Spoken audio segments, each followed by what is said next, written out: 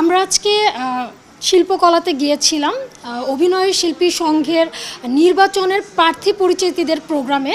আমরা একে একে করে খুব সোভারলি সিনিয়র আর্টিস্টদের বাইট নিচ্ছিলাম। প্রাণেশ নামের, যিনি হচ্ছেন অভিনয় শিল্পী সংঘের একজন মেম্বার, উনি অনেকক্ষণ যাবৎ ধরেই পিছে ঘুরঘুর করছিলেন সব মিডিয়ার যে টুলু নামের একজনের বাইট নেওয়ার জন্য। তো যেহেতু আমরা সিনিয়র আর্টিস্টদের বাইট নিচ্ছিলাম, সেটা শেষ না হওয়া পর্যন্ত আমরা তো অন্য কোনো বাইট নিতে পারবো না। তো আমরা ওখানে দাঁড়িয়েছিলাম। তো বাইটটা নেওয়া, সিনিয়র আর্টিস্টের বাইট নেওয়া শেষ হওয়ার সঙ্গে সঙ্গে উনি এসে আমাদের সিনিয়র ক্যামেরাম্যান শিবলি আহমেদ ভাইকে বলেন যে আপনারা কি শুধু নন ফেসদের ইন্টারভিউ নিচ্ছেন?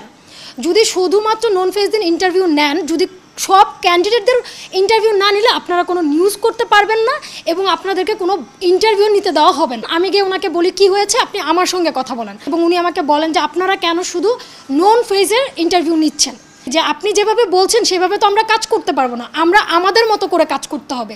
উনি ওই টাইমে আমাকে ওপেন থ্রেট করেন যে আমাকে কোনো ধরনের কোনো নিউজ করতে দেওয়া হবে না এবং ইন্টারভিউও নিতে দেওয়া হবে না। উনি আমার ক্যামেরাম্যানের উপরে গিয়ে অ্যাটাক করেন এবং আমার ক্যামেরাম্যানকে চড় থাপ্পড় মারেন এবং ক্যামেরা ধাক্কা দিয়ে ওনাকে ফেলে দেন। অন ক্যামেরায় যখন ওনাকে মাপ চাওয়ানোর জন্য আনা হয়, তখনও উনি আমার সঙ্গে কন্টিনিউয়াসলি অ্যাগ্রেসিভ আচরণ করেছেন এবং উনি অন ক্যামেরায় মিথ্যা কথা বলেছেন, আমার ক্যামেরাম্যানের উপরে দোষ দেওয়ার চেষ্টা করেছেন।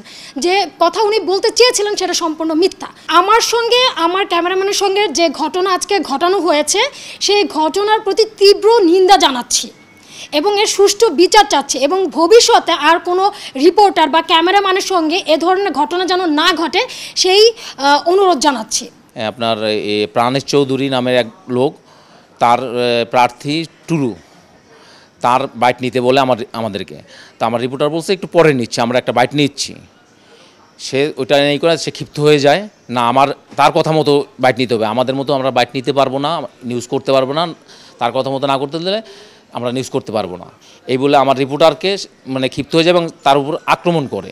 আমি এক পর্যায়ে আমার রিপোর্টারকে সেভ করতে গেলে আমাকে থাপ্পড় মারে, চড় থাপ্পড় মারে, আমার ক্যামেরার উপর হাত দেয়।